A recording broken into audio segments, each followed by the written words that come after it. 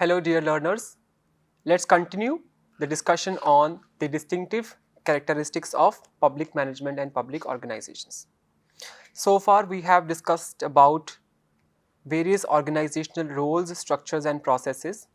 In the previous session I talked about strategic decision processes, incentive and incentive structures.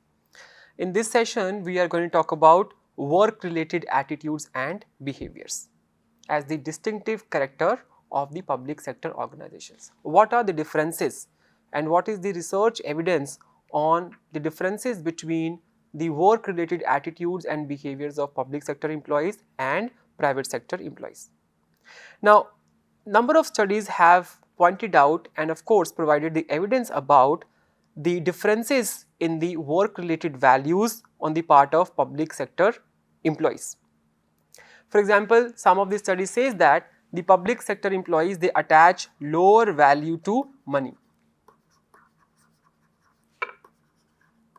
and they perhaps give much more importance to intrinsic values. Very important, because reason is higher level of public service motivation.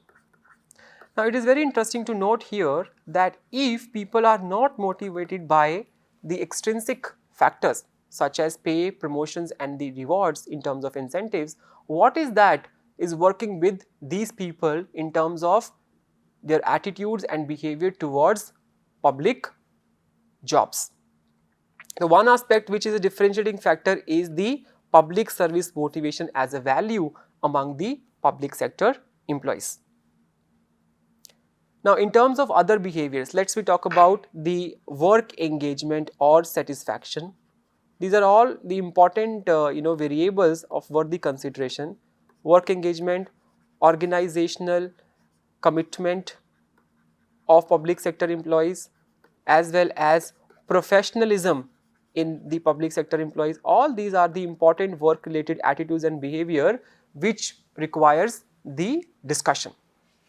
Research says that in terms of the work related aspects, attitude and the behaviors, public sector employees were found to possess lower levels in comparison to the private sector organizations, managers and the employees.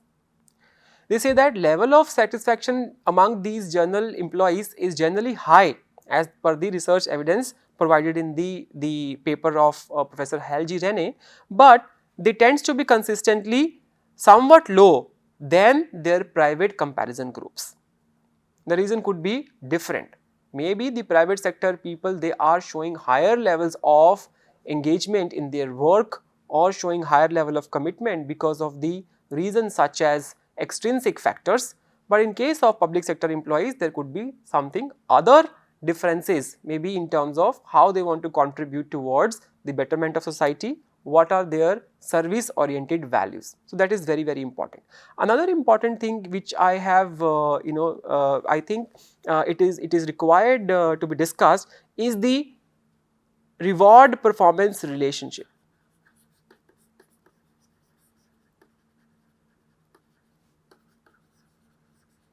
So, when we talk about the public sector organization and we say that the rewards which are given to private sector employees, they are linked with the performance outcomes of the private sector employees. Now, the study says that there is no clear relationship of the performance to the differences in the perceived reward performance relationship between public sector employees and the private sector employees. So, what motivates the private sector employees may not motivate the public sector employees and vice versa. So, these are the important the points which are worthy consideration as far as pointing out the differences in the public and private sector organization, and these of course as the important point distinctive characteristics of the public sector organizations. The last comes the organizational and individual performance. Now, it says that because the employees who are working in public sector organization, they are largely controlled, we exercise of control from the external agencies, they are largely controlled, they are cautious in terms of their actions. What kind of cautious? Being non-innovative. They want to experiment with in the organizations, because they are saying they are being controlled.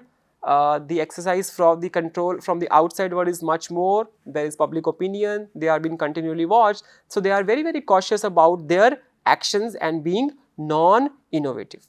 But the evidence I have mentioned before also is a kind of mixed evidence.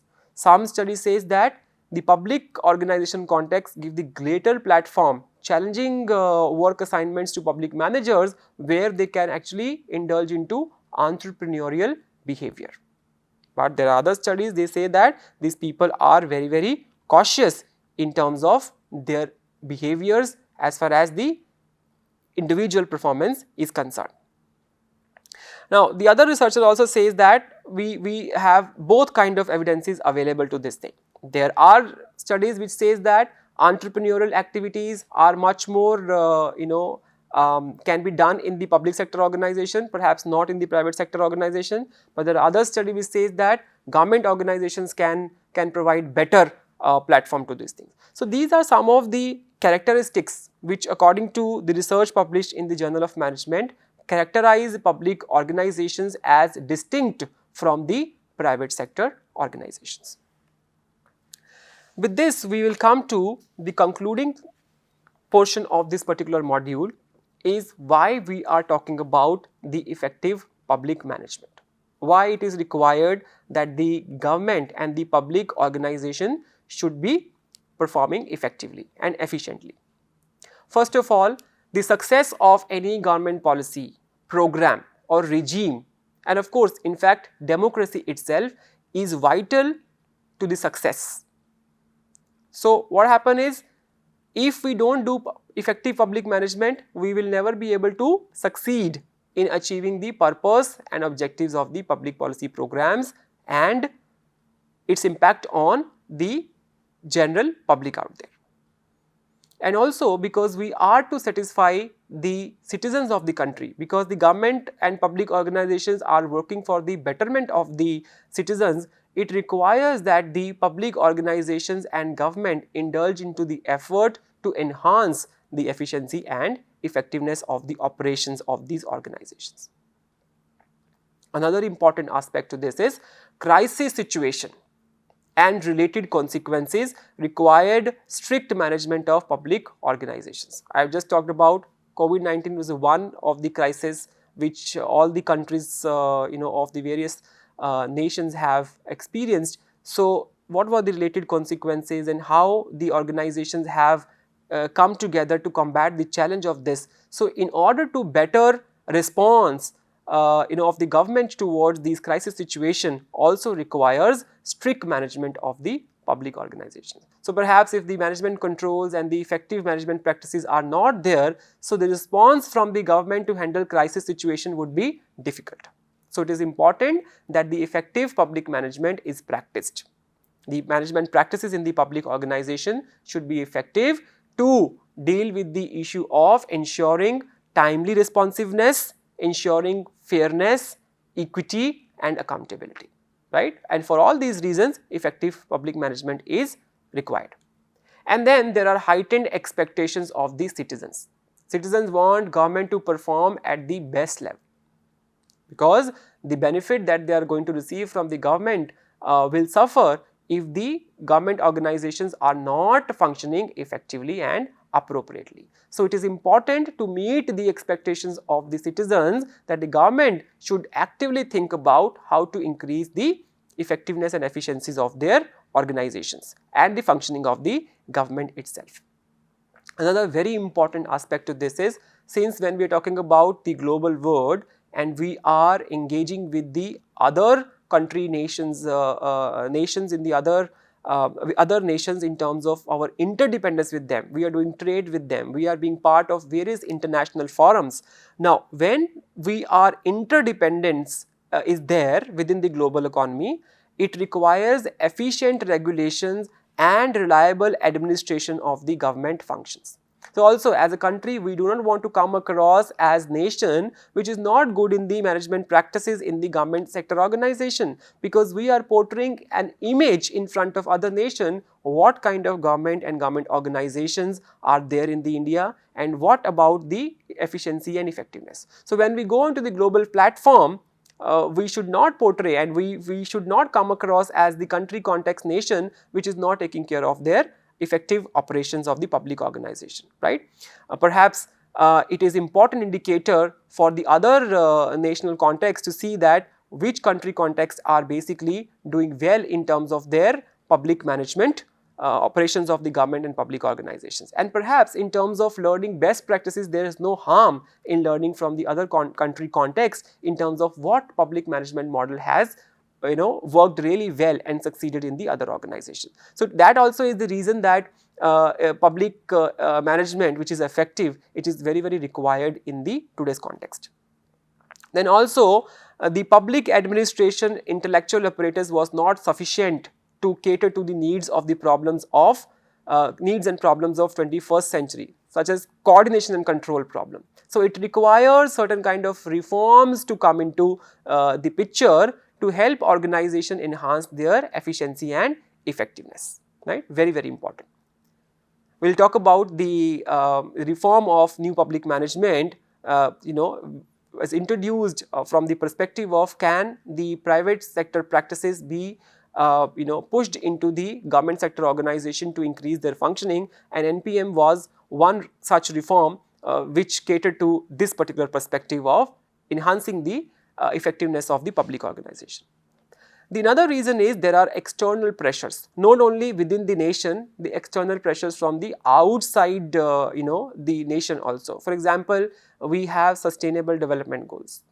United Nations, we have been part of another global forum, for example, International Labour Organization. These are also the agencies which are putting some kind of pressure on the nation to do something for the betterment of the general public, right. So these external forces, pressures, and these are ideas which are threatening the status quo of national welfare state programs. For example, if you look at the International Labour Organization, the idea is that the standards of the labor and the rules governing the standards of the labor are to be apt in terms of taking care of that it is better for the society.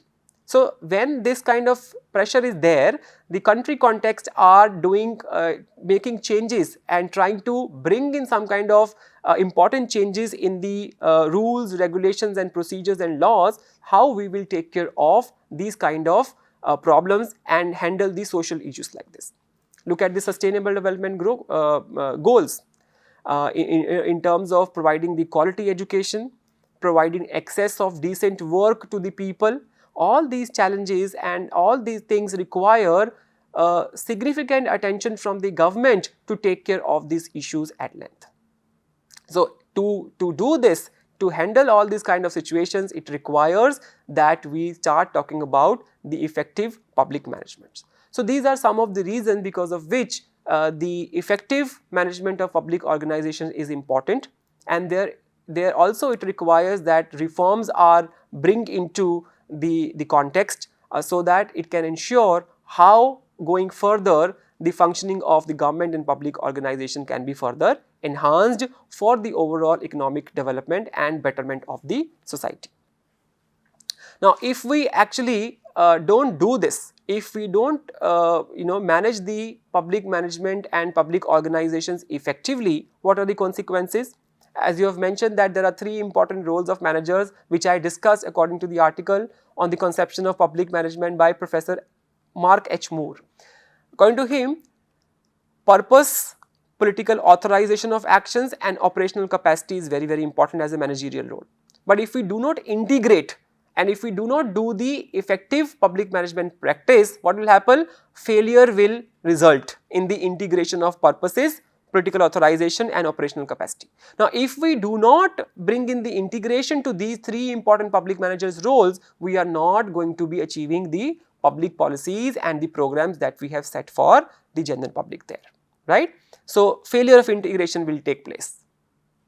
Then, ineffective public management can also lead to the outcomes which have little value and provides less satisfaction to the beneficiary. So, who are the beneficiary for the public sector organization and the government? We are talking about the public, citizens of the country. They are the ultimate beneficiaries of the public policies and the programs. So, if the public programs and the policies are not effectively managed, what will happen? It will not have much value. The benefits will not be reaching to the ultimate beneficiary. They will be less satisfied with the benefits and the public policies and the programs. And what is most unfortunate in this situation is that it is going to portray an image of government and public organization as a very negative in terms of ineffective and inefficient organization in the minds of citizens. So, it is important that the effective public management practice is there in the public organizations and of course government organizations to take care of the interest of the general public.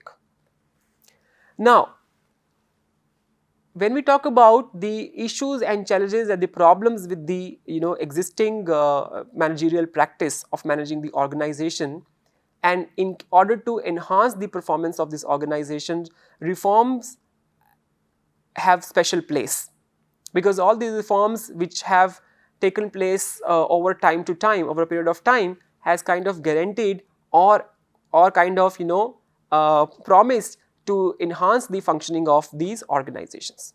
So, one such reform which actually was very much prominent in the 1980s was the reform of New Public Management, NPM. Major changes in the management of the public services in 1980s. Now, what is NPM talked about?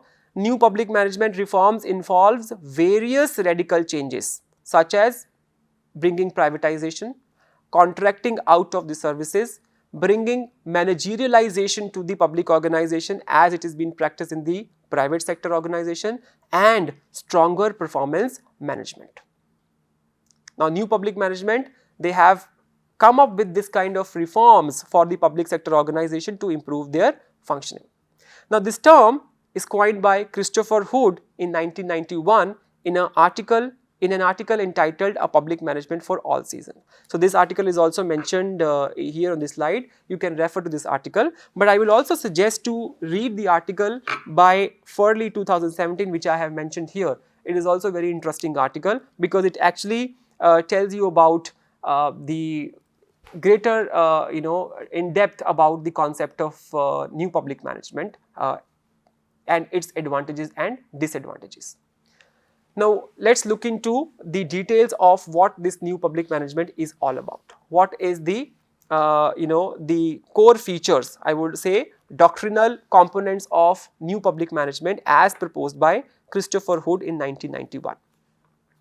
The first one of these core feature is about hands-on professional management, meaning there should be active and visible discretionary control which is to be given to the top person in the organization, identified person in the organization, who is free to manage the function of organization and takes the responsibility of the actions of the organization and of course performance of the organizations. Why it is required to bring in this kind of hands-on professional management? Because the idea is, if the clear assignment of responsibility of action is there, it will lead to accountability. So, when accountability is there, there will be clear assignment of responsibility, they will be held accountable for their actions. So, it can lead to enhancing the effectiveness and efficiencies of the organizations, and more specifically we are talking about the public sector organization. Then comes the explicit standards of measures of performance, meaning we are talking about, when we talk about the distinctive character of the public sector organization, we mentioned that the goals of the public sector organization, they are more vague, they are more intangible, there is multiplicity of the goals and their goals are in conflict. The idea of this particular component, core feature of NPM, of standards of measure and performance, is the clear definition of goals, targets and indicators of success, preferably expressed in the quantifiable terms. Now, it serves two purposes. One is accountability requires clearly stated goals. For example, somebody whom you are giving accountability, They would want you to clarify goals as much as possible because they are held accountable for that. They should be very, very clear what goals they are required to be achieving. Second is efficiency requires a very hard look at the objectives. It cannot be subjective. It should be very, very objective in terms of their measurement. We can't have the situation where people are struggling with finding out what they are supposed to be doing, because then it will have the efficiency related issue. Third core feature is greater emphasis on the output controls, meaning resource allocations and rewards should be linked to the performance. Now, justification is the stress should be on the results rather than the procedures. We say that ends will justify means. So, focus is on ends. The performance will be evaluated based on the results the people have achieved, not perhaps on the basis of the procedures that they have used. So, focus is on results. That is the core feature of the new public management reform. Next important feature is about shift to disaggregation of units in the public sector.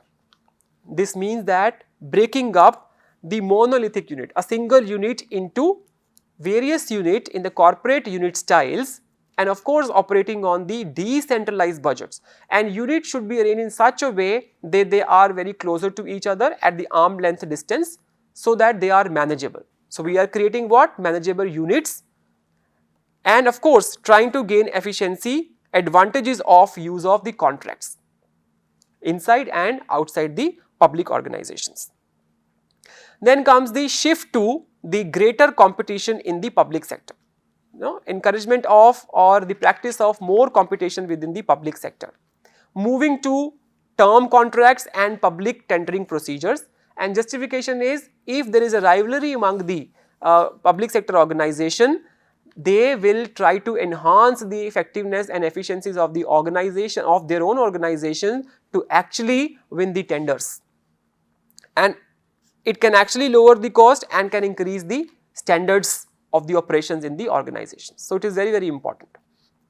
Then comes stress on the private sector styles of management. We talked about the concept of managerializations. Can the practices of private sector can be also applicable to the practices of public sector organizations. Now, what kind of practices we are talking about here? We are talking about greater flexibility in hiring and rewards, setting the rewards, designing the rewards. Can we have this kind of flexibility in the public sector organization? What it will do? We will need to use or adopt proven private sector tools in the public management. For example, we talked about in the public sector organization, we have the lesser control, means administrators feel that they have more constraints than their counterparts in the private sector organization in hiring and setting the rewards or pay structures or deciding on the promotions of their private sector, public sector employees, because of which their behaviors and attitudes are not aligned to the performance outcomes in comparison to the private sector. So, this particular stress on bringing in private sector style of management, wherein we want to see that greater flexibility in terms of the human resource management processes will lead to the enhancement in the efficiency and effectiveness of the public organizations. Finally, the pursuit of efficiency and doing more with less. According to this particular core feature, it talks about cutting the direct costs, discipline labor, raising the labor discipline, and resisting to the demands of the unions. And we need to ensure and check that what are the resource demands, and we have to do more with less, which is more of the efficiency aspect of the performance, as we have discussed previously in the other session. So, one of the important indicator of the government organization's performance. Not only government, in private also efficiency does make important performance criteria, but we are talking about that this particular core feature of NPM stresses on doing more with less. Like output should be more given the level of inputs we have, and we try to use it in such a way optimally that the outcomes are greater, better, to do more with less in terms of efficiency. These are some of the features of the NPM proposed by Christopher Hood.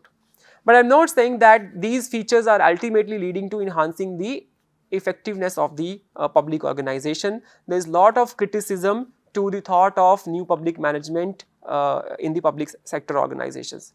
There are researchers who argued that the overemphasis on the managerialization in the organization can defeat the purpose of public sector organization in achieving the public policy objectives and the programs of the public policy programs. Now, this particular the reform of new public management, though look promising in terms of enhancing the efficiency and effectiveness of the organization, and also received lot of criticism. And I suggest the learners to go through the articles, various contributions of the various researchers in finding out what are the critics of this particular reform. When we talk about another module on NPM to collaborative governance in the subsequent weeks, then we will take up the discussion in much more detail about the advantages and disadvantages of new public management, and what are the other reforms which came after new public management, and what we are talking about in the terms of reforms in enhancing the efficiency and effectiveness of the public organizations. With this, we have reached the last section of this particular session, which is about comparative public management. Now, comparative public management, we need to see that in different country contexts, nations, the practice of management in the public organization largely varies because of the different contexts of the nations. The government types are different, the structures, the policies, the processes, they are way different and vary from one particular country to country. So, the practice of public management is also varying.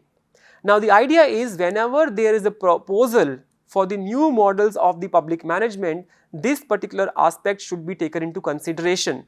The context is very, very important in terms of devising or proposing the new models of public management, because the context largely influence the management and performance relationship. In what kind of context, in what kind of within what kind of rules and regulation, how management is related to the performance, it is largely based on the varied context. And there are multiple dimensions to this particular context, external to the organization and internal to the organizations. Now, when we talk about the external aspect dimensions of the context, we are talking about the political and general environment. So, general environment is about the social environment, the technological environment, the political environment is also there as a part of external environment. So, all these environment related dimensions are actually going to define what kind of public management practices are going to be apt depending upon the context. And there are dimensions which are internal to the organizations, such as goals, structures, hierarchy, processes and professionalizations. So, depending upon that, how public management is going to be practiced. For example, if you look at the professionalization, and if we talk about the labs, we talk about the research institutions. For example, we talk about NASA, we talk about ISRO, highly professionalized organization, required a lot of expertise in terms of the understanding of science. So, it is important that what kind of public management would be practiced in these kind of organization depending upon the different kind of context, right? Because these organizations are to be guided by the norms of their norms and standard procedures of the professions, right? So, it is very, very important that how different contexts are taken into consideration while proposing and devising the new models of public management, and to see that in what kind of situation different kind of models will be effective in enhancing the performance of the organizations. So, with this we are concluding the module 1. The focus of the module, as I have mentioned before, was on enhancing the public management understanding with its meaning and scope, drawing the differences and similarities between public and private sector organization, relationship between public management and public organizations. We talk about why effective public management was important distinctive characteristics of the public organization, and we close the discussion with the NPM reform and comparative public management. In the next session, we will build on the approaches from the different schools of management thought in enhancing our understanding of the management practice.